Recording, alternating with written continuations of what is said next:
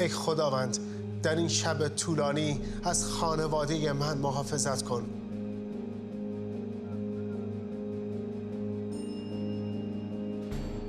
اگر از وادی مرگ هم بگذرم نخواهم ترسید، چون میدانم تو با من هستی.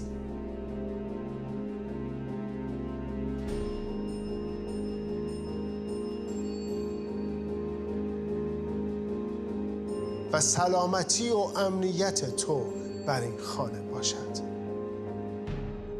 آمین.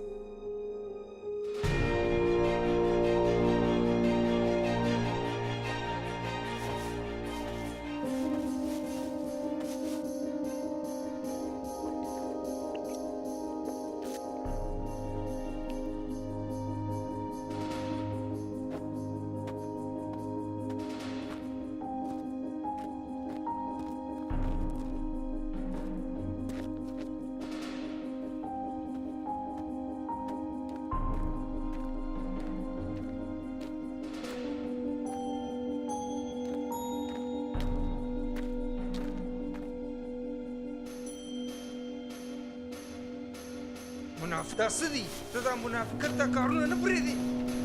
ډېره ونیسئ.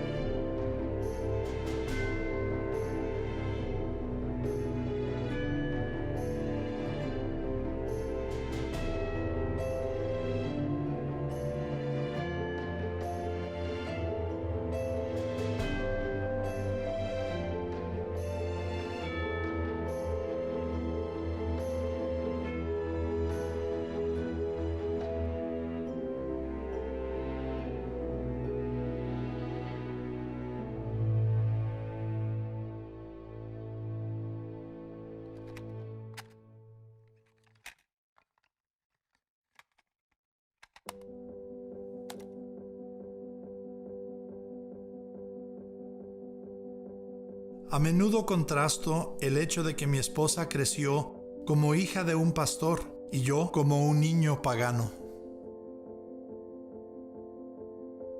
Y ella, desde una edad temprana, sabía quién es Jesús y podía cantar los cantos y citar las escrituras. Cuando ella tenía 6 años de edad, sabía que quería ser misionera en el extranjero. Pero yo venía de una familia en la que cuando papá y mamá tenían 7 niños, pasaban a dejarnos a la escuela dominical y a la iglesia para poder tener un par de horas libres. Las estadísticas del área rural de Kentucky, donde yo crecí, mostraban en la década de 1950 que el condado donde vivía era un 110% bautista. Y para cuando llegué a la universidad, todos me preguntaban, ¿qué vas a estudiar? Y les decía que iba a predicar y ser un pastor. Ni siquiera había leído la Biblia. Lo único que sabía del libro era que es el libro de Dios y que hay que hacer lo que Dios dice. Cuando llegué a Mateo 28, ese era un punto muy emocionante para mí, porque decía, id a todo el mundo. Y yo pensé, qué lindo sería eso. Me puedo escapar de las colinas y los valles de Kentucky. Pero no tenía ni idea de cómo se lleva a cabo eso. Y Dios sabía que yo necesitaba tanta ayuda que no estaba recibiendo de mis profesores y no la estaba recibiendo de mis libros de bosquejos de sermones. En mi segundo año de universidad, Dios me envió a Ruth. Le pedí que se casara conmigo y por alguna razón descabellada, aún no entendida ni por Dios ni por el hombre, ella me dijo que sí. Si sus padres hubieran podido, creo que habrían puesto un póster de "Se busca" en el correo. Muerto o posiblemente vivo. Como siempre, mi mamá lo sabía todo. Ella sabía lo que estaba pasando. Nick dijo, papá, nos queremos casar. Y mi papá me volteó a ver a mí, ni siquiera volteó a ver a Nick y me dijo, Ruth, ¿qué de tu llamado a misiones? Así que confirmé, le dije, papá, para allá es donde vamos Nick y yo. Y dijo, tienen mi bendición. Yo sentí que ese fue uno de los momentos más espirituales y más lindos para ser bendecidos porque nuestro llamado era similar. Hice mis prácticas de enseñanza ese semestre, planeé mi boda, gradué de la universidad, nos casamos y servíamos en una pequeña iglesia donde comenzamos a aprender a vivir juntos, pero también a cómo pastorear juntos. Pastoreamos un par de iglesias pequeñas y entramos al sueño americano, donde teníamos una buena casa y tuvimos a nuestro segundo hijo. Nuestra casa estaba al lado de la iglesia, así que había gente que tocaba la puerta a las 6 de la mañana preguntando, Pastor, ¿quiere tomates? Esa gente nos ayudó a crecer y nos permitieron cometer muchos errores, pero la pasamos muy bien y fue una gran experiencia al comenzar nuestra vida juntos. En mi iglesia tuvimos un obrero que vino de Bangladesh y que es bien conocido en Kentucky para un fin de semana misionero, y yo, sentado al frente de la iglesia como el pastor, cuando se dio la invitación después de que habló el misionero, simplemente dije, Dios, ¿por qué he pospuesto esto? Fue un poco extraño para la iglesia ver a su pastor pasar al frente al altar, pero en el momento que llegué al altar, allí venía Ruth por el otro pasillo de la iglesia, con nuestro niño en sus brazos y con lágrimas, por supuesto, rodando por sus mejillas, y me ve y me dice, es tiempo, este es el momento para ir.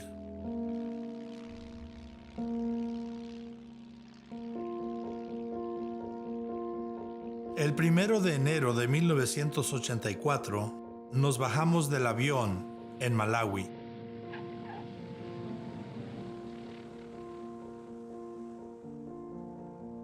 Entramos a nuestro apartamento. Por supuesto, un par de focos no funcionaban y naturalmente, Nick extendió su mano para quitar el foco. Bueno, eran focos que no se tuercen para quitar y nuestra experiencia fue romper el foco. El refrigerador no funcionaba y no sabíamos qué hacer, pero a la mañana siguiente nos levantamos para comenzar la escuela de idiomas. Todo era una aventura. Era tan emocionante. Después de que aprendimos nuestro primer idioma, nos movieron a las montañas de Malawi. Y mientras comenzábamos con un segundo idioma, manejábamos montaña abajo e íbamos a la costa, al lago Malawi. El lago Malawi tenía olas tan grandes como las olas del mar y los niños corrían y surfeaban con sus propios cuerpos mientras se juntaban grupos grandes de gentes. ¿Y qué haces con eso? Haces lo mismo que en Kentucky, lo que sabes hacer, y relatas la historia de Dios. Comienzas con Génesis y le mezclas tu propia historia. Y empiezas a hablar de Jesús, como a la 1 de la mañana y nadie se ha movido y llegas a la crucifixión. Y la gente está llorando, tú sabes, medianoche, 1 de la mañana. Y llegas a la resurrección y es como si ellos mismos hubieran participado en remover la piedra. Y como a las 2 de la mañana, terminas y te vas a tu choza y caes exhausto en la cama y vas al desayuno a la mañana siguiente y los ancianos vienen y te dicen: hemos decidido todos que vamos a seguir a Jesús.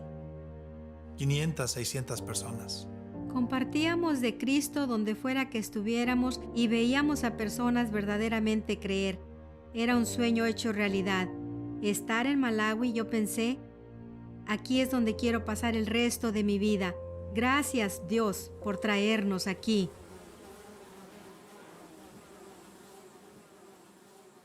En 1985, en un periodo como de 4 meses, Ruth y yo tuvimos malaria como 10 veces. A los niños les dio al menos como 5 veces. Nos dio tan duro que no nos podíamos mejorar. Y en una ocasión, la fiebre me subió tanto que Ruth fue por un doctor irlandés católico. Él entró y me dice: Nick, ¿quieres ver a Jesús? Yo pensé, esta es una pregunta capciosa, pero sé la respuesta correcta y le dije, por supuesto que quiero ver a Jesús. Y él me contestó, si no te vas de este país, te toca verlo pronto. Recuerdo estar sentada a la mesa en la cocina cuando el doctor nos dijo, saben que se tienen que ir. Y nuestros líderes dijeron, ellos vinieron y se sentaron frente a nosotros y dijeron, servir a Dios no es un asunto de ubicación, es un asunto de obediencia. Ahí mismo clamé a Dios y le dije, ¿por qué me trajiste aquí y me dejaste que me enamorara de este lugar? No importaba que nos estuviéramos muriendo de malaria, estábamos viendo a las personas venir a Cristo, así que no hacía sentido. Dios tuvo que recordarnos que era Él el que decidía dónde estaba el fruto. Solo teníamos que ser obedientes, así que empacamos. Recuerdo que tuvimos que volar en un avioncito a donde fuimos en Sudáfrica, una de las patrias africanas.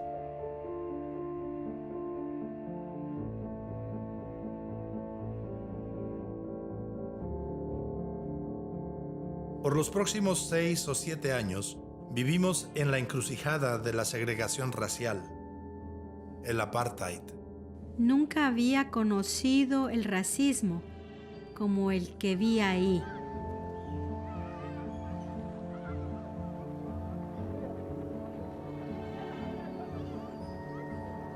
Cuando caminábamos en la comunidad, la gente decía, ¿qué hacen aquí? Esa era una gran oportunidad. El ministerio era fructífero, pero nadie jamás se había sentado con nosotros para decir, este es el trabajo de un misionero. Por supuesto, esa es una palabra que no está en la Biblia. Yo no sabía eso cuando comencé, pero no es una palabra bíblica la palabra misionero. Ruth y yo decidimos hacer algo muy radical. Decidimos leer el libro de Hechos juntos. Y fue como si el Espíritu Santo descendiera sobre nosotros, porque para nosotros, por primera vez, definimos qué es lo que hace un misionero. Determinamos que un misionero va a donde la gente tiene poco o ningún acceso a Jesús y les da acceso total a Jesús hasta que comiencen su propia iglesia. Y eso puede ser en una casa, un negocio o donde sea. Y luego el obrero, el misionero, se va a otro lugar. No por criticar, porque hay mucha gente en Sudáfrica que no conoce a Jesús, pero han tenido acceso al Evangelio casi por 200 años.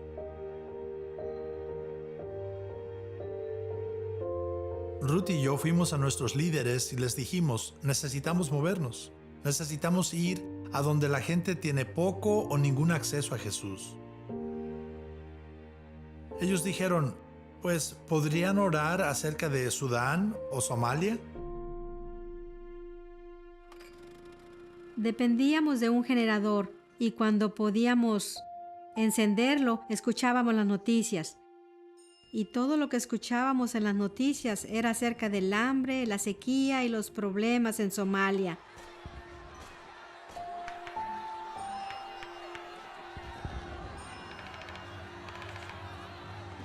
Y sonó el teléfono y era nuestro liderazgo y dijeron, ¿todavía están pensando en serio en que se quieren mover? Y nosotros dijimos sí. Y ellos dijeron, vengan en 3 semanas, estamos listos para que vean las oportunidades que tenemos, ya sea en Sudán o en Somalia. Así que fue todo un torbellino. Empacamos, vendimos, regalamos. Tuvimos que hacer tantas cosas y nos subimos a un avión y aterrizamos probablemente como a las 10 de la noche en Nairobi. Y unos días después nos dijeron, creemos que Somalia es la dirección en la que deben ir.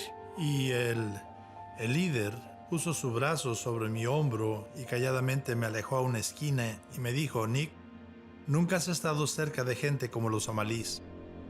Y me dijo, casi en un susurro, ellos almuerzan pequeños misioneros como tú.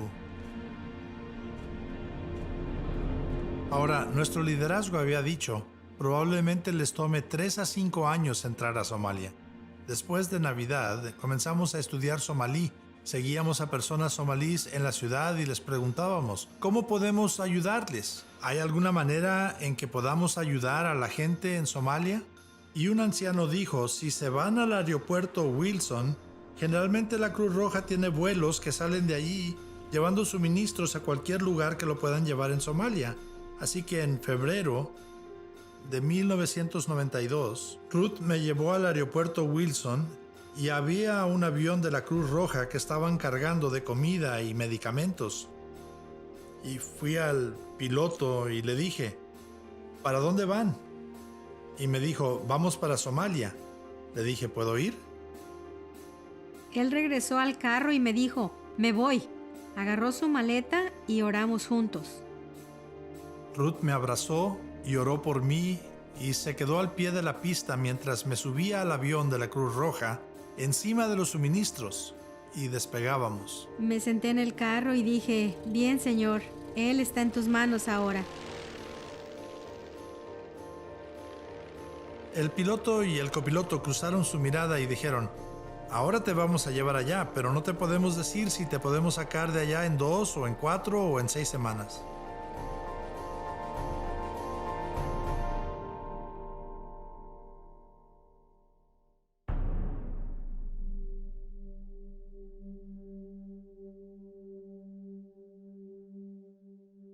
Cuando llegué al aeropuerto y atravesé lo que haya sido aquello, saben, un cuasi gobierno, no hay alimento, no hay agua, no hay electricidad. Parece no haber esperanza. En todas partes a donde iba había minas y gente estaba siendo balaceada sin razón alguna. Fue como haberme subido en un avión en el Nuevo Testamento y bajarme del avión en el Antiguo Testamento, como haber volado al infierno. En Kenia tenía unos amigos que eran creyentes y me dijeron de un orfanatorio y que iban a tratar de enviar un mensaje al orfanatorio, que si podía visitarlos y tener una idea de cómo sería trabajar en Somalia. Conecté con las personas del orfanatorio y al día siguiente me llevaron al orfanatorio. De repente, al abrir las hojas oxidadas de un portón de acero y entrar, había 50 o 60 niños allí. Estaban saludables, tenían sonrisas en sus rostros, entonaban cantos, pero todos dormían en el suelo y tenían solo un baño y la comida que pudiéramos encontrar. Íbamos al mercado todos los días para buscar suficientes vegetales y algunos restos de carne o algo para cenar. Y de repente escuché gritos. Volteé a ver sobre la cuesta y ahí venía un convoy como de 15 camionetas y recuerdo que era como que mi alma cantaba, llegó la ayuda, por fin está llegando la comida, ya viene la medicina. Y llegaron los vehículos al pueblo, 15 camionetas, y traían metralladoras de calibre 50 soldadas atrás. Esos tipos traían lanzacohetes y AK-47 y sus rostros eran duros como granito. Las gentes comenzaron a rodear las camionetas con lo que tuvieran, y a cambiarlo por unos paquetes. Y dentro de un paquete redondo, enredado en lona, lo que había adentro era cod. Y los somalíes lo mastican y es como, no sé, 50 veces más fuerte que la anfetamina. Y yo creí que la ayuda había llegado, con comida y ropa y medicamentos. Y en lugar de eso, somalíes que no pueden comprar comida, casi están cambiando sus niños para conseguir este narcótico. Mi tercera noche allí le dije a Dios, si quieres este lugar, te lo puedes quedar. Cuando leí aquello de Mateo 28 que decía, id a todo el mundo, no creo que incluiste lugares como este. 3 días, estuve 3 días. Dios, si no tengo una palabra clara de parte tuya, me voy a ir de este lugar tan pronto como sea posible. Voy a ir por mi familia y me voy a ir a donde podamos ser creyentes y cristianos. Encendí mi radio de onda corta a la BBC. Tienen un devocional de 5 o 10 minutos en la BBC. Y esa noche el devocional lo daba una mujer soltera. Era una dama británica e iba a dar un devocional sobre acuérdate del día de reposo para santificarlo en los 10 mandamientos. Le dije a Dios, bueno, perdiste esta oportunidad, no va a haber una palabra tuya en esto. Moisés congrega al pueblo y comienza a leer los mandamientos que el Señor les ha dado. 6 días trabajarás, pero cuando llegue el 7º, descansa. Acuérdate de este día, el de reposo, y santifícalo. Recuerde que este era el mismo pueblo que estuvo esclavizado en Egipto, trabajando por 400 años. Así que para ellos, este mandamiento significa más que tomarse un día libre. Representaba libertad para el pueblo de Dios, porque solo quienes son libres pueden escoger tomar un reposo. Estaba allí acostado llorando porque lo que Dios me dijo fue, tú estás viendo los mandamientos y es decisión tuya. Eres libre. Vete si quieres, o escogerás quedarte aquí conmigo o me dejarás aquí solo. Y me quedé. Y me quedé esas 2 semanas hasta que el avión de la Cruz Roja volvió y me sacó de allí. Y volé del Antiguo Testamento de vuelta al Nuevo Testamento. Y me bajé del avión. Y allí estaban mi esposa y mis hijos. No había bombas. Y tienen comida sobre la mesa. Y mis hijos están saludables. Y no sabía qué hacer con eso. Aún no sé qué hacer con eso.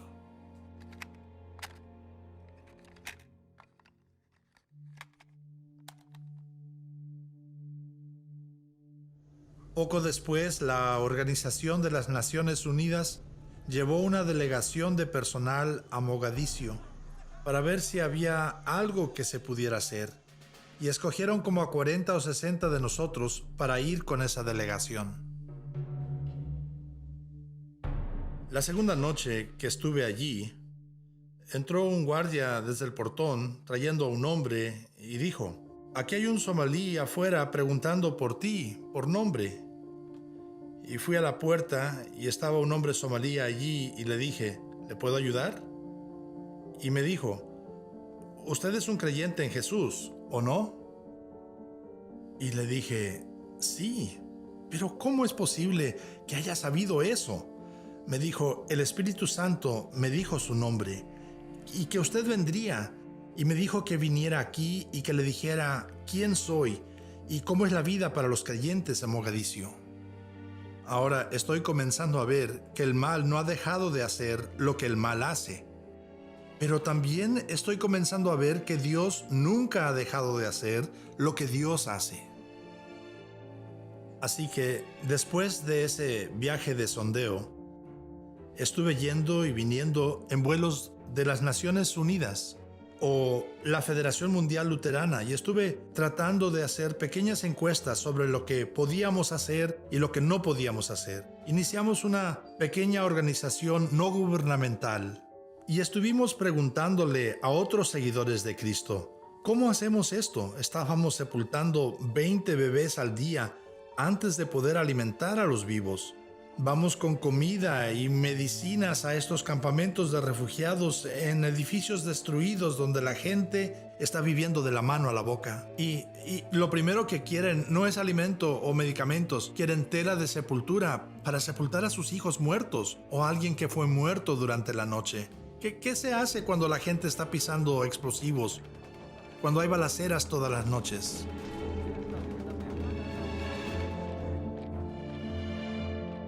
Hicimos eso por 3 años hasta 1994, cuando uno de mis mejores amigos en nuestra mesa directiva misionera me dijo: Nick, no sabemos cómo hacer lo que estás haciendo. No hemos hecho este tipo de trabajo en los países como Somalia.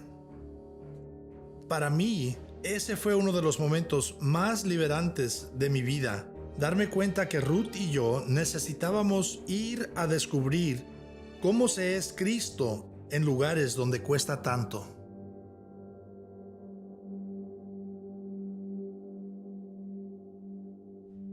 Había un pastor que venía de Europa y otro obrero como nosotros, quienes vinieron a decirme: 4 creyentes somalíes nos han pedido participar de la cena del Señor.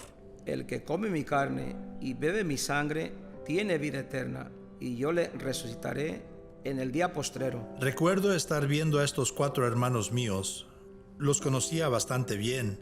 Trabajaban para otras organizaciones no gubernamentales. Y la expresión de sus rostros mientras que el pastor leía las Escrituras acerca de la crucifixión y recordando a Cristo, y haced esto en memoria de mí. Recuerdo estar viendo a estos 4 hermanos y sus rostros decían: la crucifixión para nosotros viene, al igual que vino para Jesús. No venimos a tu mesa, oh Dios, por nuestra propia justicia, sino por tu misericordia. Así que ten misericordia de nosotros, oh Señor de gracia, mientras que comemos el pan y bebemos la copa de tu Hijo Jesucristo, para que podamos vivir en Él para siempre, y Él en nosotros. Amén. 2 semanas más tarde, estaba en una sesión informativa de seguridad a la que íbamos a las 8 en punto. Allí había varios militares, era dirigida por un mayor militar de los Estados Unidos y somalíes estaban a la mesa. Otras agencias de asistencia estaban allí y oficiales gubernamentales. Comenzamos la reunión hablando de dónde estaba la violencia ese día, de dónde podíamos y a dónde no podíamos ir, cuando de repente la puerta se abrió de golpe y aquel obrero con quien había estado unas semanas atrás celebrando comunión entró corriendo y la voz se le quebraba y sus palabras fueron: están matando todo lo que amamos. Y dijo: ya esta mañana, entre las 8 y las 8:45, han matado a 4 somalíes solo porque son creyentes en Jesús.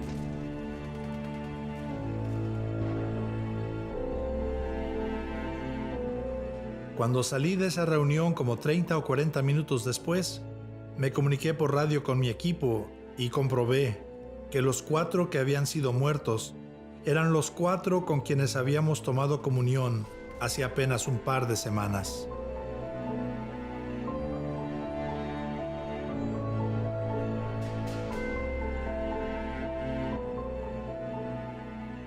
Y yo me pregunto, quisiera saber, ¿qué se hace cuando todo parece ser crucifixión y no hay resurrección?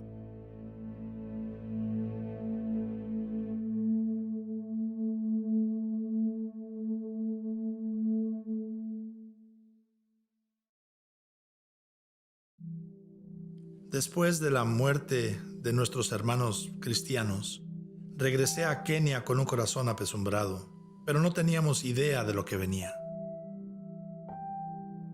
Era la semana de resurrección y nos estábamos alistando como familia. Era durante el tiempo en que las nubes comienzan a formarse y sabíamos que la temporada de lluvia estaba por llegar. Se siente bochornoso y pesado el ambiente. Un grupo de amigos de nuestros hijos habían venido a pasar la noche del sábado con tío Nick y con tía Ruth, un gran lugar donde pasar un buen tiempo. Nos sentábamos a comer y reír y ver películas y cosas así. Y esa noche llovió. Y aparentemente en esta casa vieja donde nos movimos, cuando venía la lluvia, se liberaban muchas esporas de moho y nuestro hijo Timoteo había tenido ataques esporádicos de asma la mayor parte de su vida, pero no había sufrido ninguno por un año. Era como la 1 cuando escuché ese sonido horrible que había escuchado desde que él tenía 7 años.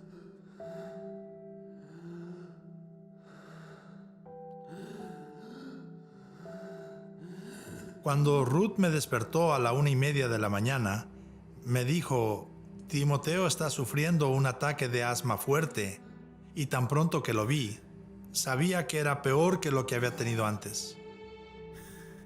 Encendí el carro, le dije a Ruth que no había tiempo para que se vistiera. Puse a Timoteo en el carro a mi lado y comencé a manejar hacia el hospital. Unas cuadras más. ¿Me oyes? Mantente conmigo. Todo va a estar bien. Ya casi llegamos. Como a las 2 de la mañana, llegué al frente de un centro comercial del pueblo y había un hombre saliendo del centro a esa hora inhumana y paré mi vehículo enfrente de él y lo bloqueé y no lo dejaba salir y él salió de su vehículo gritando y le dije mi situación y que tenía que manejar al hospital para que yo pudiera seguir dándole primeros auxilios a Timoteo.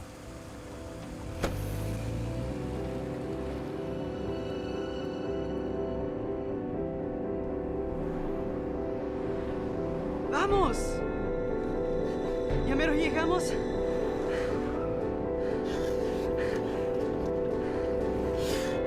Ándale, maneja más rápido, hombre, vamos. Cuando se le paró el corazón, no sabía si íbamos a llegar al hospital o no.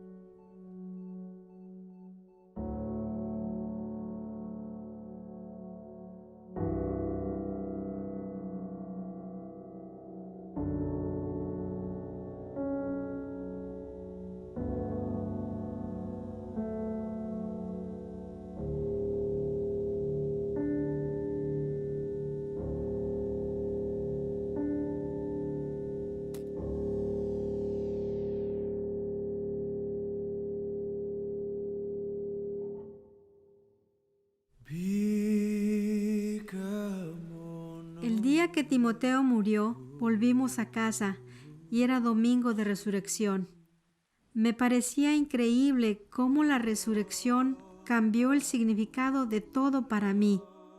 Y una cosa que seguía diciéndole a Dios era: Señor, si te dolió tanto así, ¿cómo pudiste aguantar dejar a Jesús en la cruz? Ruth y yo sabemos que por cada resurrección hay una crucifixión. Y nuestros corazones ciertamente fueron crucificados cuando perdimos a nuestro hijo, especialmente en Domingo de Pascua, cuando debíamos estar celebrando la resurrección. Después del servicio, que había sido tan poderoso, recuerdo que en cierta forma había sido más fácil caminar acá abajo, teniendo a Timoteo con nosotros una última vez, pero la caminata para subir de este lugar fue terriblemente difícil, en un sentido, sabiendo que aunque creemos tan fuertemente en la resurrección, que verdaderamente dejamos a Timoteo por última vez.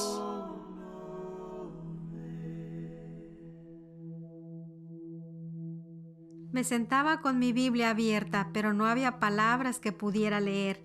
Leía un versículo y lo único que podía hacer era gritar por ayuda. Pero Dios nos rodeó con una comunidad asombrosa. Teníamos a los misioneros que estaban viviendo alrededor nuestro, quienes nos ministraban durante el día, y nuestra familia africana venía cada noche para orar. Y luego aquellos de alrededor del mundo que enviaron correos y cartas y llamaron por teléfono. Fue un tiempo difícil, pero con su ayuda pudimos atravesarlo. Veíamos lo que era la oscuridad. Habíamos visto la oscuridad en Somalia y ahora de repente la veíamos de cerca y en nuestra propia familia y no queríamos estar ahí. Las miradas de las gentes eran como si no se hubieran llevado a su hijo a África, todavía estaría vivo. A Dios le tuvo que doler poner a Jesús sobre la cruz, pero lo hizo. Él escogió hacerlo. Yo no escogí entregar a Timoteo a Dios. Así que trajo un nuevo significado de quién Dios es y lo que Dios hace. Y a lo largo de todo esto seguía oyendo: no voy a desperdiciar nada de esto. No voy a desperdiciar nada de esto. Reconocemos que como familia, si la resurrección no es real, somos los más dignos de conmiseración por los riesgos que hemos tomado en los lugares que nuestros hijos han tenido que vivir. Pero si la resurrección es real, entonces eso cambia todo. Y cada costo vale la pena.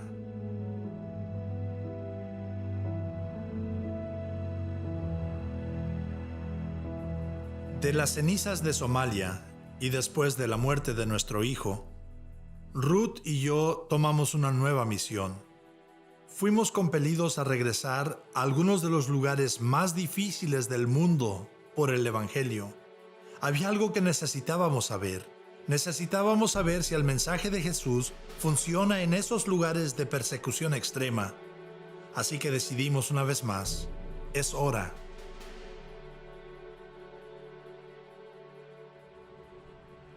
Así que Ruth y yo fuimos otorgados licencia para desarrollar recursos, para ir globalmente a hablar con creyentes en persecución, a tratar de encontrar herramientas, ir a donde los creyentes no solo han sobrevivido, sino que han florecido en medio de la persecución. ¿Qué podrían enseñarnos sobre el trabajo en el Cuerno de África, en Asia Central, en lugares verdaderamente difíciles? En Somalia creíamos que ellos necesitaban agua, comida, refugio y educación, pero a menudo cuando se les pregunta cuál es su necesidad más grande, dicen: solo necesitamos que alguien nos escuche.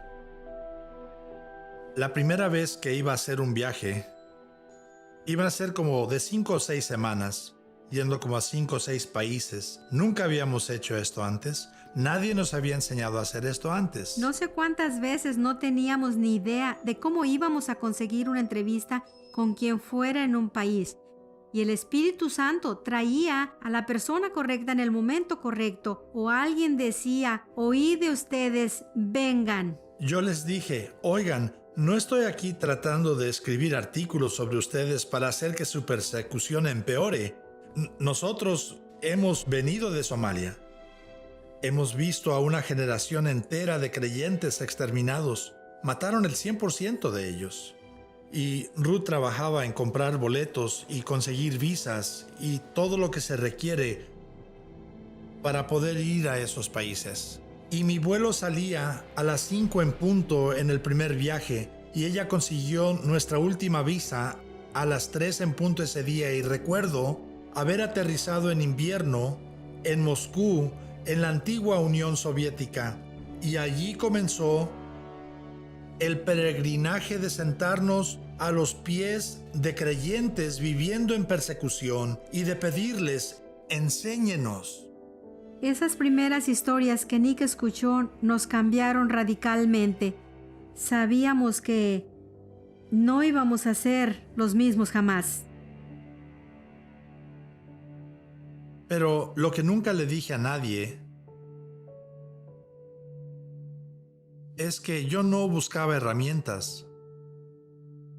Realmente iba para ver si Jesús es quien Él dice que es. El asunto ya no era que si el gobierno funciona, o si las Naciones Unidas funcionan, o si lo militar funciona. Eso había sido contestado muy claramente. Ellos no tienen soluciones eternas. Me estaba haciendo la pregunta, ¿funciona Jesús?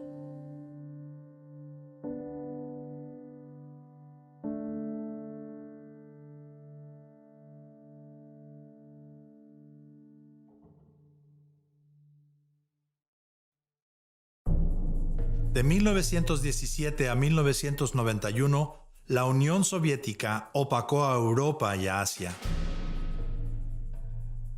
Ahora, un ateísmo militar estaba al centro de la ideología soviética y hubo persecución desenfrenada por generaciones. Los primeros 10 o 12 pastores y diáconos que entrevisté habían sufrido grandemente bajo la antigua Unión Soviética en Rusia, perdiendo sus casas, sufriendo el cierre de sus iglesias. Todos estos hombres habían estado en prisión por un tiempo largo, y al escuchar sus historias, encontré una fe tan bíblica. De nuevo, yo no soy profesional, ¿saben? Tengo estas preguntas que quiero hacer, pero me encuentro inquiriendo de esas personas, ¿dónde aprendieron a vivir así? ¿Dónde aprendieron a morir así? Esas son preguntas poderosas. Salían de algún punto de mi alma. El primer pastor con el que hablé, cuyo padre también había sido pastor, me dijo, me acuerdo del día que mi padre me dijo, mañana iré a prisión por nuestra fe. Ahora, por toda esta área, los comunistas colgaban hasta la muerte familias enteras y rehusaban negar a Jesús. Me dijo, si mientras estoy en prisión escucho que mi esposa y mis hijos fueron colgados hasta la muerte, en lugar de negar a Jesús, voy a ser el hombre más orgulloso de la prisión. ¿Dónde encaja eso? ¿Qué hago con eso? Estoy casi tan aturdido por el amor y la fe como estaba aturdido por la incredulidad y el odio. Ninguna de estas cosas encaja en mi vida. Y escuché este tipo de historias una y otra vez. El padre del siguiente pastor también había sido pastor, y él habló del día cuando los comunistas arrestaron a un número de pastores líderes y los echaron en la prisión. Pusieron a su papá en una instalación de tortura de la KGB por 9 meses y le hicieron todo lo que jamás se ha leído en la historia, dándole sal en pan, colgándolo de los brazos, haciéndolo sentarse en una silla por 72 horas y cada vez que se dormía o se caía lo golpeaban. Un guardia era particularmente brutal. Le traía un pan tostado cada día para el desayuno con materia fecal del guardia en el pan. Habló de cómo por un año entero nunca pudo ver a su padre, sin saber realmente si su papá estaba vivo o muerto, solo porque era el pastor de la iglesia. Y entonces llamaron a él y a su mamá al campo de trabajos forzados.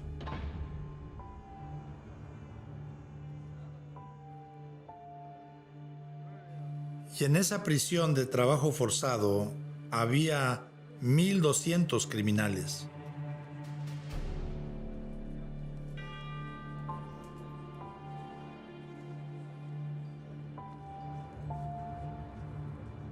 Habían dividido el patio de los ejercicios con mesas a la mitad y les dieron 1 hora para comunicarse.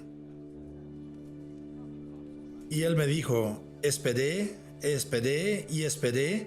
pero mi padre no llegó. Finalmente, un par de guardias pusieron lo que parecía como un montón de trapos en la mesa. Y me dijo, por el azul penetrante de los ojos, de los restos esqueléticos, demacrados y torturados de ese hombre, reconocí que este era mi padre. y le dije, Padre, estoy tan orgulloso de ti. Si mis hijos quieren poner eso en mi lápida, moriré un hombre feliz. Pero mi mamá sabía lo que mi padre querría más que nada, así que sacó un Nuevo Testamento de bolsillo y rápidamente trató de dárselo a mi padre. No fue lo suficientemente rápida y el guardia lo vio, lo tomó y lo reconoció por lo que era. Gritaba de manera que todos pudieran oír. Mujer, ¿que no sabes que es por tu Dios y este libro que tu esposo está aquí y en estas condiciones? ¿No sabes que puedo matarlo? Puedo matarte a ti y puedo matar a tu hijo y probablemente reciba una promoción por ello. Y él me dijo, mi pequeña madre miró a ese hombre poderoso y le dijo, Señor, usted puede matar a mi esposo, me puede matar a mí y hasta puede matar a mi hijo, pero nunca nos podrá separar del amor que es en Jesús. Y me dijo, estaba tan orgulloso de mi madre.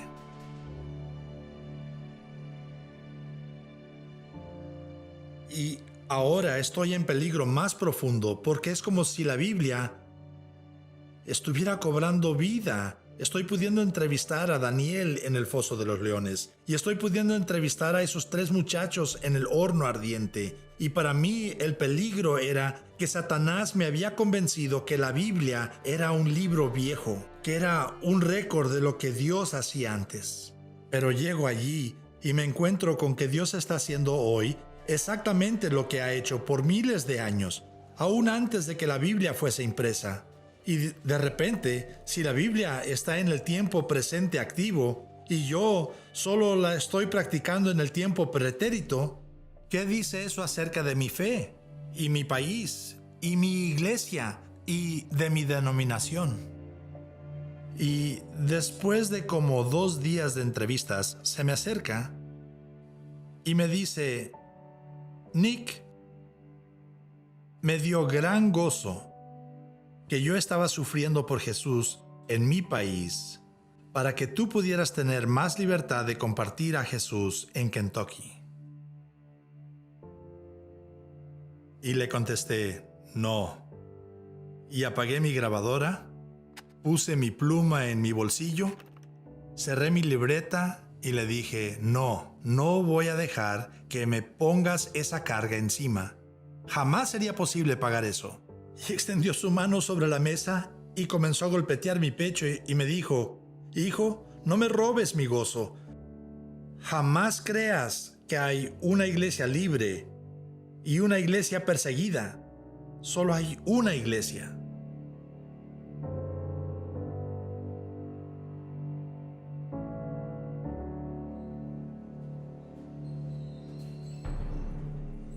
Después de un viaje de 5 horas, llegamos a una casa pequeñita.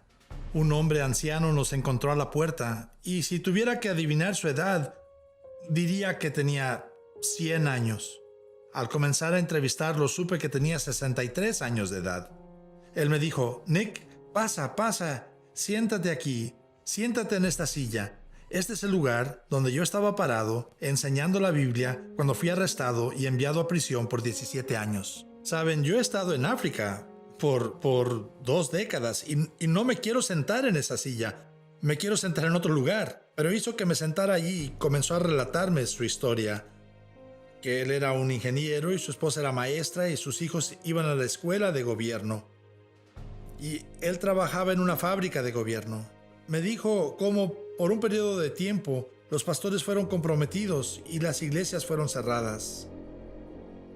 Así que un día, con temor y temblor, este hermano, a quien ahora estoy escuchando decir su historia, le dijo a su esposa, ahora, no te enojes conmigo, no creas que soy un estúpido, sé paciente conmigo, nuestros hijos están creciendo sin enseñanza religiosa, yo no soy pastor, esta no es una iglesia, pero ¿qué pensarías si me reuniera con los niños 1 o 2 veces por semana para leerles la Biblia?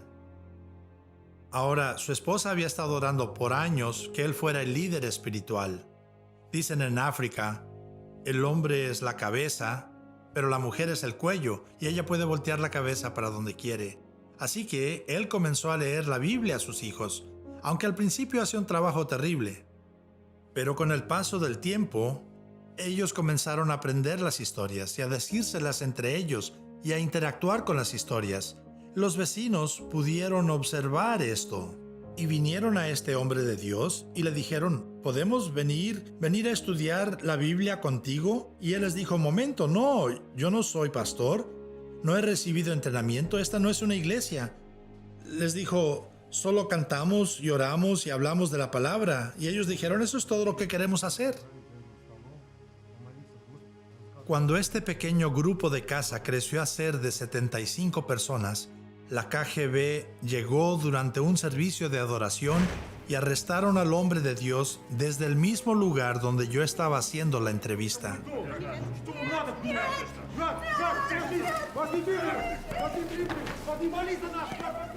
Se lo llevaron a 1000 millas al norte y lo pusieron en una prisión con 1500 criminales endurecidos, y él era el único creyente.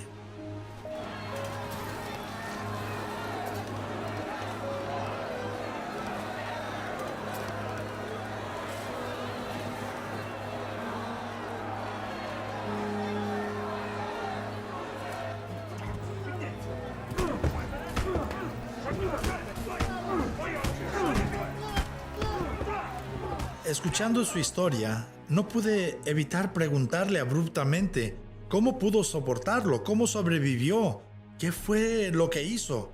Y él me dijo: por esos 17 años en la prisión, cada mañana cuando el sol estaba saliendo, me paraba al lado de mi cama en atención, elevaba mis brazos en alabanza y me volvía hacia el este y entonaba el canto de mi corazón a Jesús.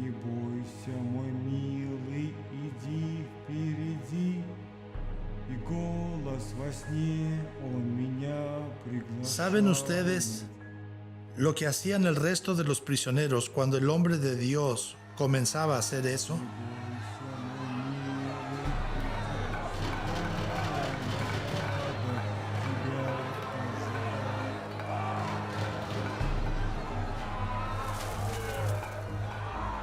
Lanzaban comida vieja, lanzaban desecho humano, y allí está parado nuestro hermano con sus manos elevadas, alabando a Jesús, entonando el canto de su corazón.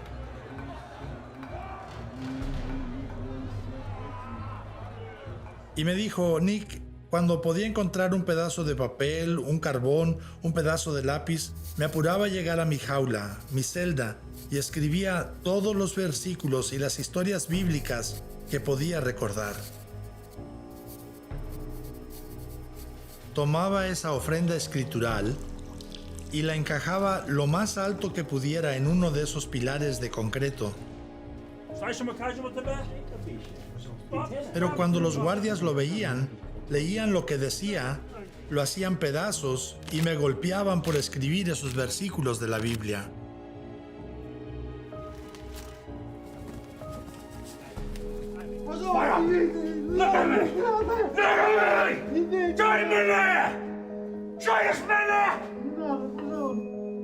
Y esto era muy común en muchos lugares de la antigua Unión Soviética.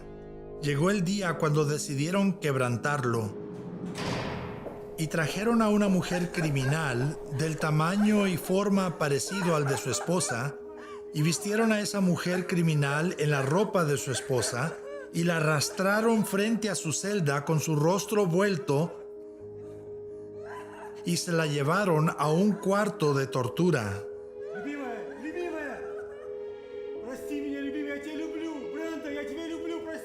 Él escuchó por 3 días y 3 noches mientras la abusaron y la torturaron y la mataron.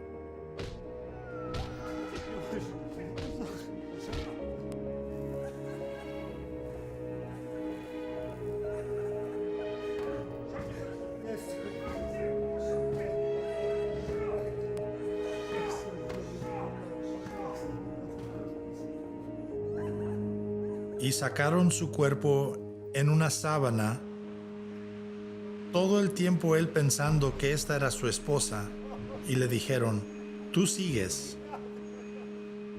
Y le dijo a Dios: lo que yo le dije a Dios en Somalia. Esto es demasiado.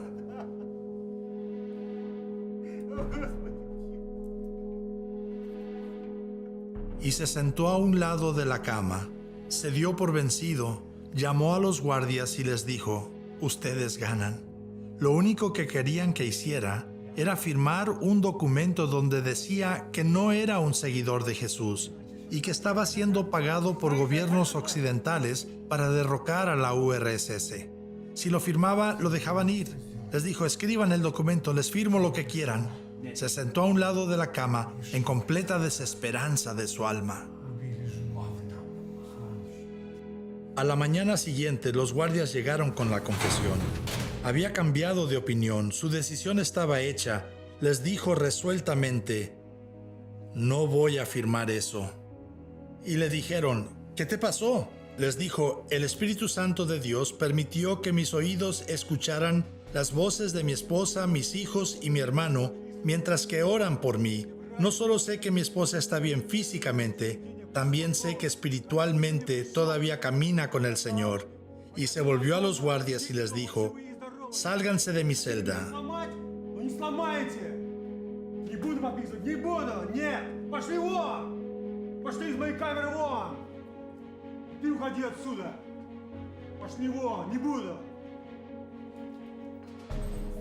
Me dijo Nick. 2 semanas más tarde, en el patio de los ejercicios estaba una hoja entera de papel y tirado al lado estaba un lápiz, y yo sabía que el Espíritu Santo lo había dejado allí para mí.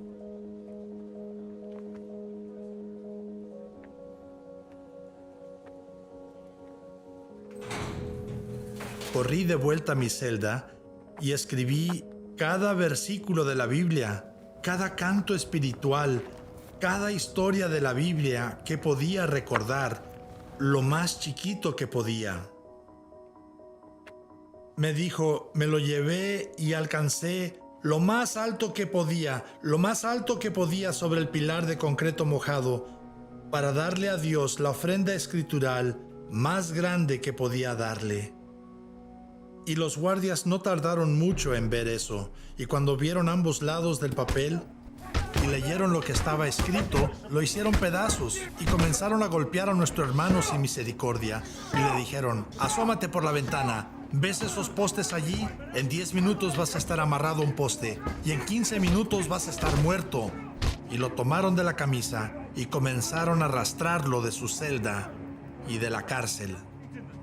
Y mientras iban por el pasillo hacia la puerta de la prisión, casi puedo verlo, 1,500 criminales endurecidos, parados al pie de sus camas, parados en atención, y 3,000 manos, brazos estaban levantados en alabanza a Dios, mientras miraban al este y cantaban a Dios el canto de corazón que habían escuchado al hombre de Dios cantar todos esos años.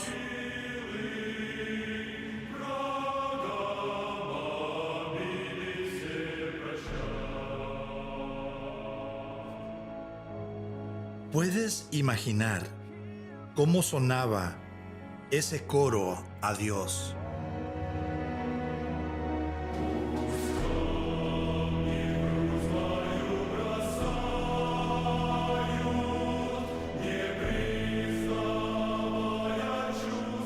Y los guardias soltaron a nuestro hermano como si estuvieran plenamente aterrorizados, y se volvieron a él y le dijeron: ¿quién eres? Y les dijo: soy el Hijo del Dios vivo, y su nombre es Jesucristo. Yo tengo un doctorado. ¿Qué pudiera enseñarle a este hombre sobre el reino de Dios? О Боже, Боже, дай мне силы, я душу положу за них.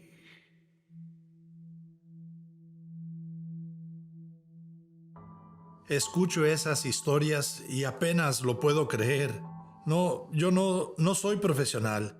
Y les reclamé a esos hombres: ¿Por qué no han escrito esto? ¿Por qué no han hecho películas de esto? Esto es material de Hollywood. Y les reclamé tanto que un pastor muy amable me tomó del brazo y me llevó a una ventana oriental de la casa.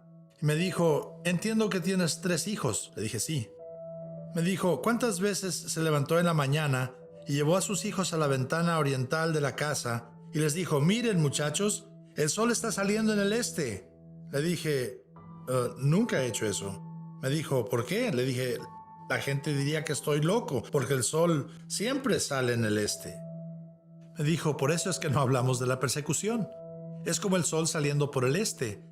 Le ocurrió a nuestros bisabuelos, le ocurrió a nuestros abuelos, le ocurrió a nuestros padres, nos ocurre a nosotros, le ocurrirá a nuestros hijos. Es como la salida del sol. Para nosotros, la persecución es simplemente normal. ¿Disculpa? ¿Normal? ¿Normal? Pongamos eso de vuelta en la Biblia, donde está seguro. No dejes que eso salga. ¿Dónde encaja eso? Señor, estás contestando a mis preguntas, pero ¿qué se supone que debo hacer con esto? ¿Prefiero que nos cuelguen que negar nuestra fe en Jesús? Su padre, un esquelético saco de huesos, y le dice, estoy tan orgulloso de ti, padre. Cuando tenía 8 años de edad, me dijo, Nick, ¿sabes lo que es crecer mientras tu papá está en prisión? Vean, yo fui buscando herramientas de parte de Dios. Y lo que encontré fue al Cristo mismo resucitado.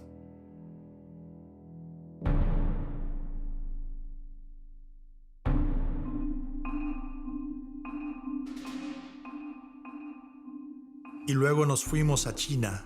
Por los últimos 60 años la iglesia había florecido en medio de persecución y represión. Recuerdo que es el único lugar en el mundo donde jamás he sentido el choque cultural. Tenía un poco de tiempo mientras que esperaba que llegara un guía que me llevaría a una iglesia que se reunía en una casa. Me dijeron que fuera a cierta ciudad, a cierto mercado de carne y que alguien me abordaría. Saben, yo estoy acostumbrado a carne y papas como en Kentucky. Entré al mercado y la única comida que reconocí fueron caballitos de mar. Y me sentía tan alto, y a donde fuera creo que la gente pensaba que les iba a dar mal de ojo, especialmente las mujeres mayores. Cuando me veían, escupían al suelo y me hacían sentir que no era bienvenido. El guía me tocó el hombro y me dijo, vente, súbete a la combi. Y me llevaron a 18 horas de allí.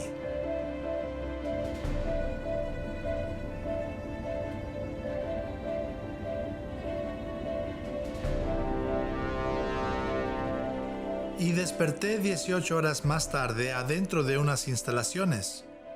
Ustedes saben, paredes gruesas y como 3 metros de alto, y adentro una granja y casas chinas, y levantan la pared de concreto y luego construyen cuartos individuales en la pared y luego tienen un espacio abierto de tierra donde cocinan y hay árboles y otras cosas. Y de repente me encuentro rodeado como por 170 líderes de iglesias caseras, hombres y mujeres, plantadores de iglesias, evangelistas. Por 4 semanas en China, la mayor parte del tiempo dormí en una cama como así de grande y casi cada noche con 3 o 4 chinos. Usted sabe, despertaba con un brazo de un tipo sobre el pecho y otro dándome la bendición de Abraham. Usted sabe, no hay eso muy edificante. 40% de los pastores de iglesias caseras habían estado en prisión por 3 años. Consideran en China la prisión su seminario. Es su institución teológica. No confían muy bien en nadie hasta que haya estado en prisión.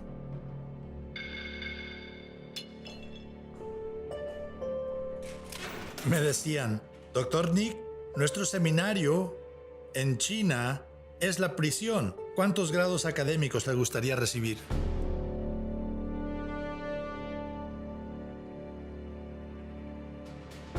El primer día que se congregó esta iglesia casera, hice entrevistas que cambian la vida. Después de esas 3 entrevistas, como 10 horas, el líder me dijo, «Bien, Nick, ya no más entrevistas». Y yo pensé, «Oh no». Mi corazón se detuvo casi. Y cuando él vio mi cara, se rió y me dijo, «No te preocupes, estamos aprendiendo tanto de ti que queremos que hagas el resto de las entrevistas enfrente de los 150, 170 personas que están aquí». Y le dije, «Me parece muy bien». Y me pusieron en una plataforma como así de alta con mi intérprete y comencé a entrevistar a las personas delante de los demás. Yo quería que me dijeran sus historias, pero ellos dijeron, no, espera, necesitamos saber algo de ti primero. Ahora, este era el grupo más grande. Tenemos que saber. Les dije, ¿qué es lo que necesitan saber? ¿Ha llegado Jesús a los otros países o solo ha llegado a China hasta ahora? Eso es estar aislado. Eso es estar incomunicado. No creo que los creyentes de las iglesias caseras en China jamás lleguen a ser bautistas, porque cuando les dije que Jesús sí ha llegado a otros países, bailaron y cantaron, se abrazaron y besaron unos a otros como por 15 minutos, tan emocionados de que Jesús hubiera llegado a nuestro país. Entrevisté a un hermano y a una hermana que medio redimieron el tiempo, pero nada cerca de la calidad de lo que había hecho por 12 horas en ese cuarto callado. Saben, no estaba muy contento con Dios y me bajé de la plataforma y me dijeron, ¿a dónde va? Y en mi mente, yo quiero llegar a la cama antes que lleguen los otros 4. Me preguntaron, ¿a dónde va? Y les dije, parece que no voy a ningún lado. Mientras me subo a la plataforma, me dijeron, ¿sabe? Le hemos contado, le preguntamos si Jesús ha llegado a otros países y nos dijo que sí. Y le preguntamos si son perseguidos como nosotros. Le queremos preguntar de nuevo sobre creyentes en otros países y cómo son perseguidos. Y decidí decirles lo que había ocurrido a los creyentes somalíes y cómo habían sido exterminados. Y mientras les hablaba sobre lo profundo de la persecución, 170 personas se quedaron sentadas como si estuvieran hechos de piedra. Ninguna expresión, ni un ruido, nada. Y yo pensé, vaya, esto fue un éxito. Y me bajé a tropezones de la plataforma y llegué al cuartito pequeño y a la camilla pequeña y me quedé dormido. Como hasta las 6 de la mañana. Oí gritos y lamentos y ruido y pensé, oh no, hay demasiada gente aquí, la policía de seguridad nos encontró, los van a meter a todos en la cárcel y a mí me van a echar del país. Y así que salgo corriendo de mi cuartito y no hay policías, no hay nadie extraño, solo están todos estos hermanos y hermanas sentados y acostados en el suelo y están con las manos sobre sus cabezas y sobre su pecho y meciéndose y lamentándose. Y vi esta escena y fui a donde estaba mi intérprete y le pregunté, ¿qué es lo que está pasando? Y me dijo, Nick, solo escucha lo que están diciendo. Y le dije, yo no hablo chino, no tengo idea. Me dijo, solo calla por una vez. Me llevó de la mano y comenzamos a caminar entre las personas y podía escucharles clamar. Y estaban clamando, Somalia, Somalia, Somalia. El intérprete volteó a verme y estaba llorando y me dijo, fueron tan conmovidos por las historias de creyentes en países que son verdaderamente perseguidos, que le prometieron a Dios que se levantarían 1 hora más temprano cada día por el resto de sus vidas para orar por los creyentes en esos países hasta que Jesús sea conocido de punta a cabo en esos países.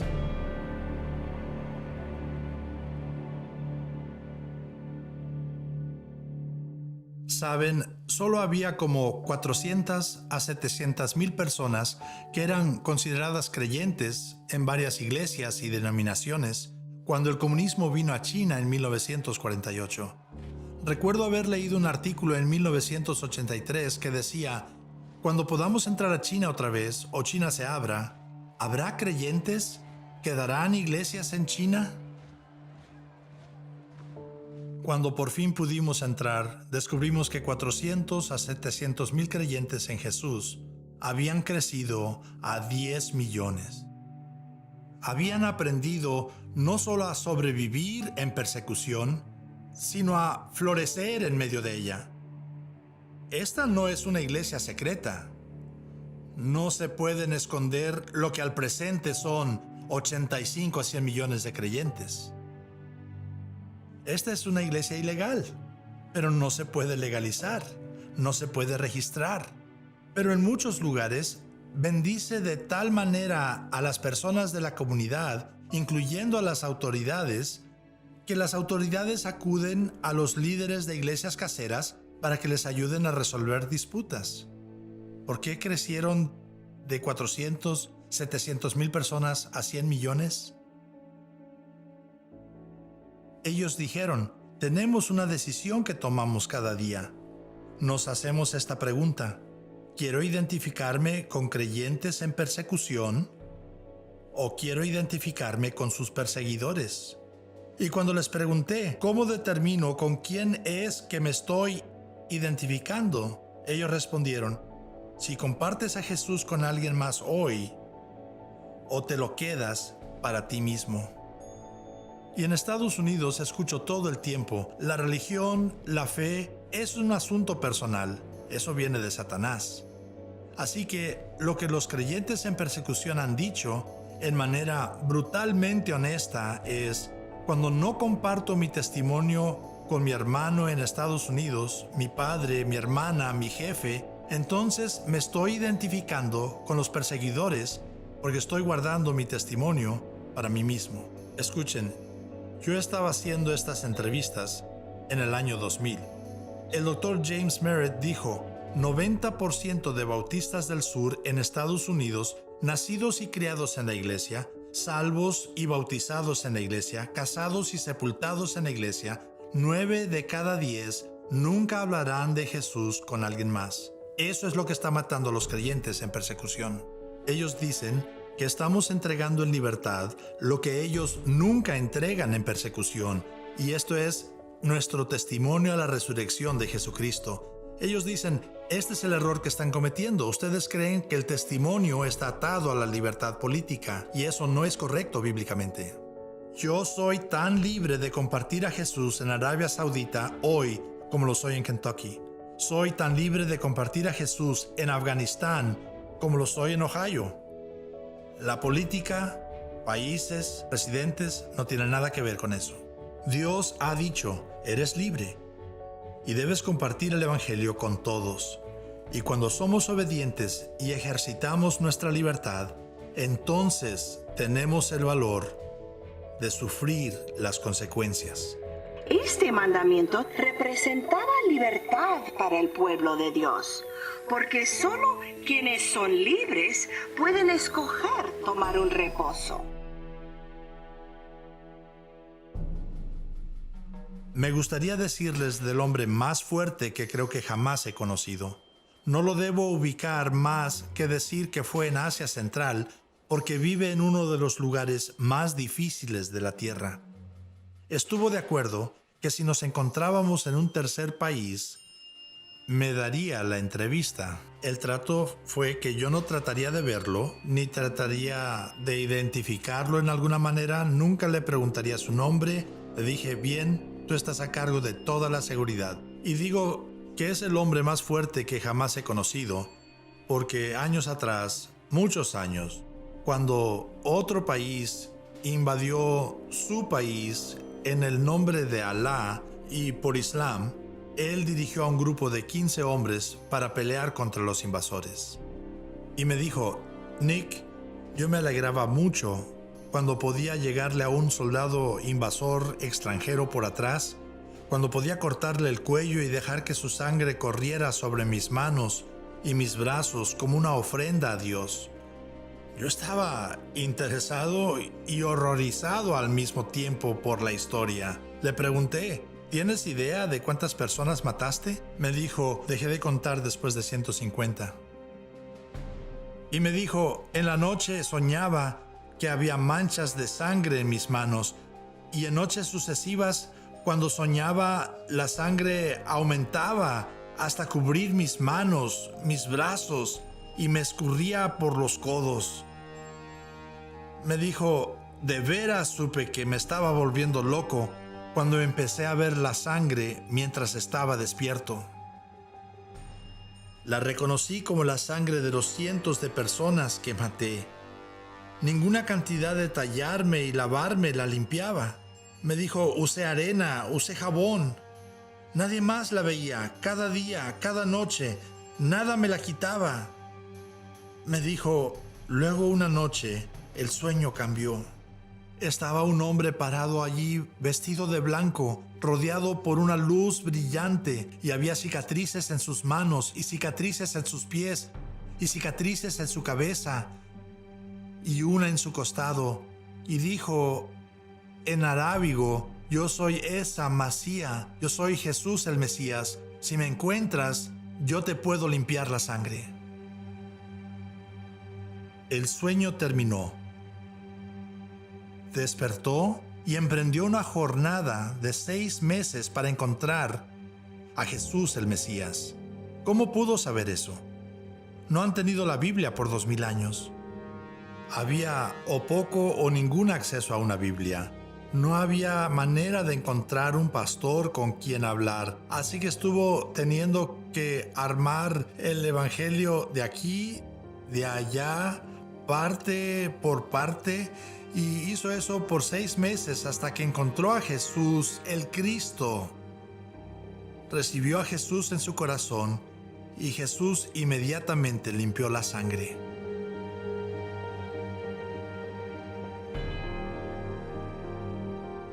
Él quería que sus otros compatriotas tuvieran a Jesús como él tenía a Jesús.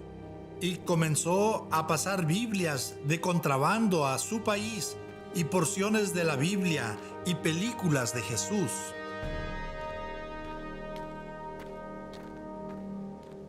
Y un día, al dar la vuelta a una esquina en las montañas, se encontró a los hombres que antes encabezaba.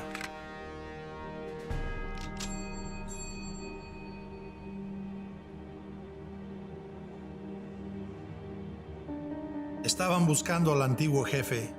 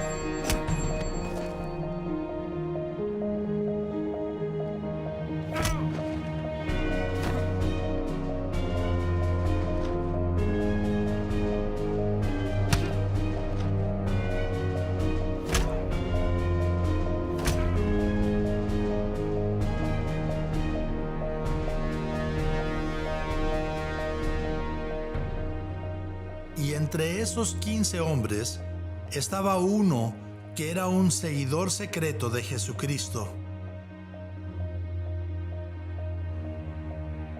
El hombre habló a sus compañeros y les dijo, estamos siendo tontos. Si matamos a nuestro antiguo comandante aquí, no vamos a saber con quién está trabajando en ambos lados de la frontera.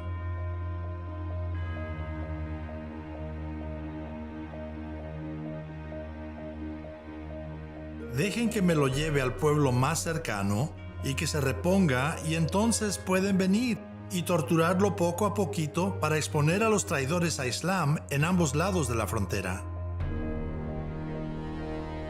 Después de unos momentos tensos, accedieron de mala gana.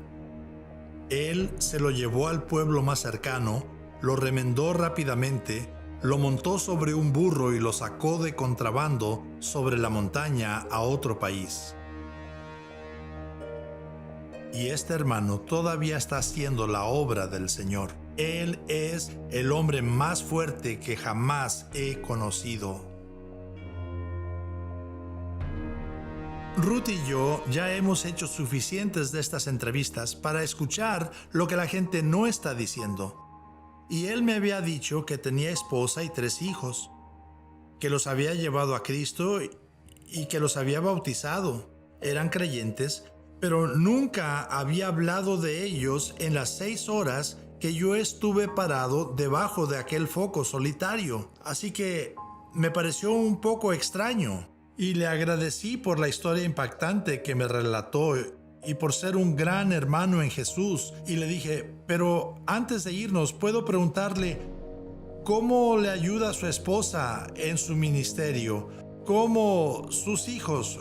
¿Cómo ministran ellos a su lado? Y amigos, puedo decirles, yo me aterroricé. Porque este hermano quebró todas las reglas que había puesto. Él saltó a donde yo estaba parado detrás del foco, me tomó del hombro y comenzó a sacudirme.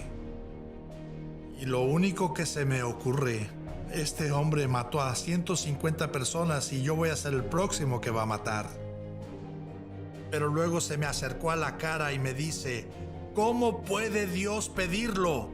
Le he dado todo. Mi cuerpo ha sido quebrantado, casi me muero congelado, he sido arrestado, he pasado hambre. Y me dijo, cuando me acuesto en la cama en la noche, lo que más temo es que Dios pueda pedir el mismo sacrificio de mi esposa y mis hijos. Y me miró y me preguntó, Nick, ¿cómo puede Dios pedir esto de mí? ¿Qué le podía decir? Le platiqué de Timoteo, cómo había muerto en Kenia, que lo sepultamos allí. Le dije, mi esposa está en Kentucky y ella está a salvo y un hijo está en la universidad y el otro está con mi esposa ahora. Yo nunca he vivido como tú, pero solo tengo que hacerte una pregunta y es, ¿vale la pena Jesús? Y le pregunté, ¿vale Jesús más que tu vida? ¿Y la vida de tu esposa? ¿Y la vida de tus hijos? Y el hombre más fuerte que jamás he conocido me envolvió en un abrazo y les digo, era como un halcón con puro músculo y se limpió las lágrimas como enojado y me alejó de sí y me dijo, voy a envolver a mi esposa y a mis hijos. Tengo que envolverlos en lo que estoy haciendo por el reino de Dios, porque Jesús lo vale.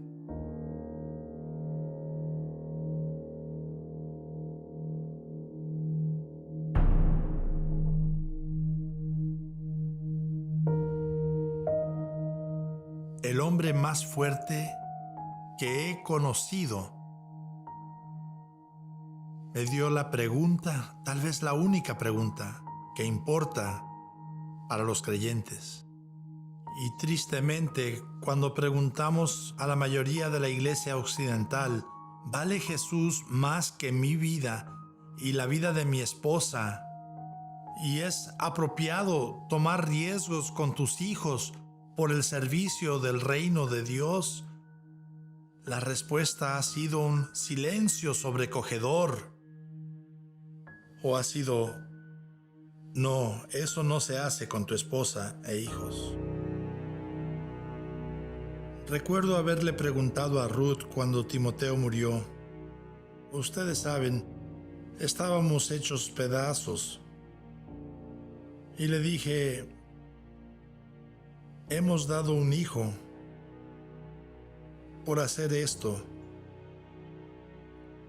¿Arriesgamos a nuestros otros 2 hijos? Y saben, en ese tiempo de quebranto nos dijimos uno al otro, decir que Jesús no lo vale sería desperdiciar el sacrificio de Timoteo.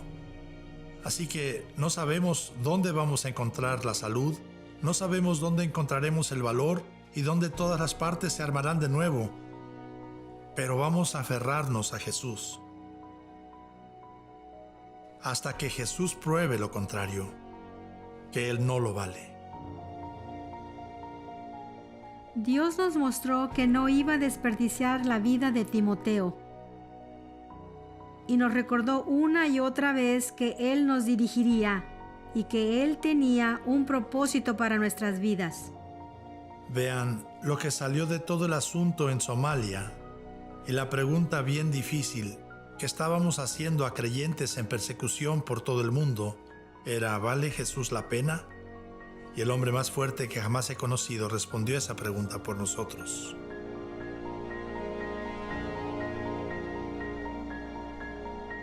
Y aquel hombre de pie entre 1500 criminales empedernidos, con sus manos elevadas y su rostro hacia el este, entonando el canto de su corazón a Jesús, él nos probó que Jesús lo vale.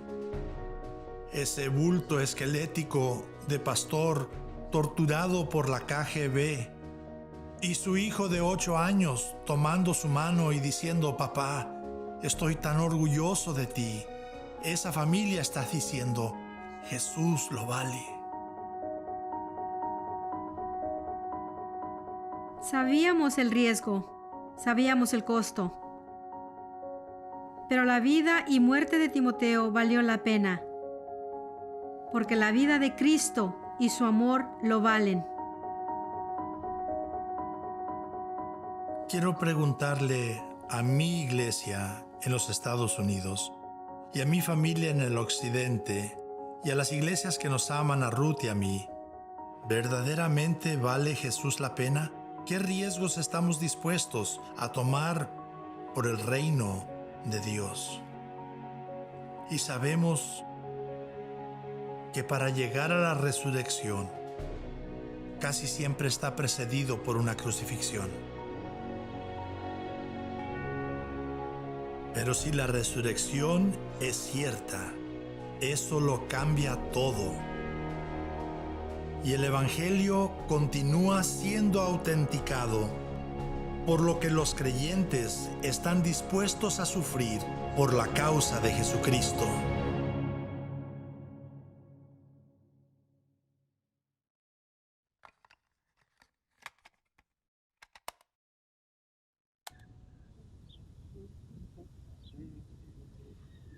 Боже, Боже, дай мне силы за ближних душу полагать, и в сердце вечно до могилы врагам обиды все прощать.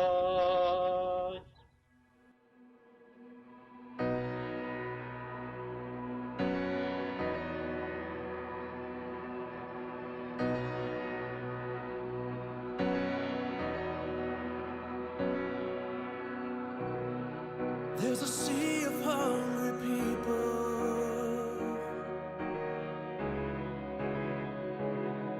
who have never heard the truth of Jesus. He has called us to go,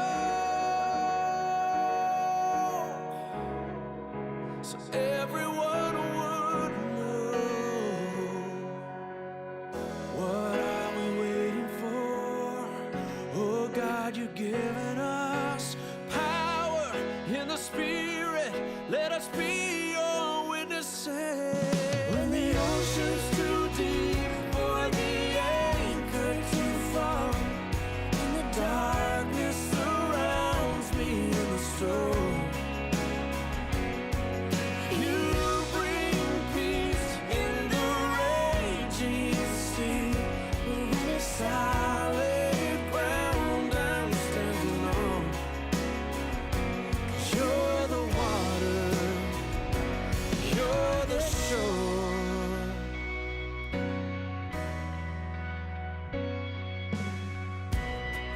In the face of every trial,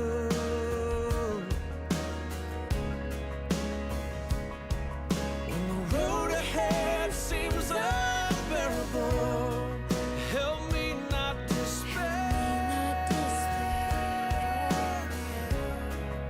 For you are always there, and in you all things are possible. So I'll take the gospel wherever you lead.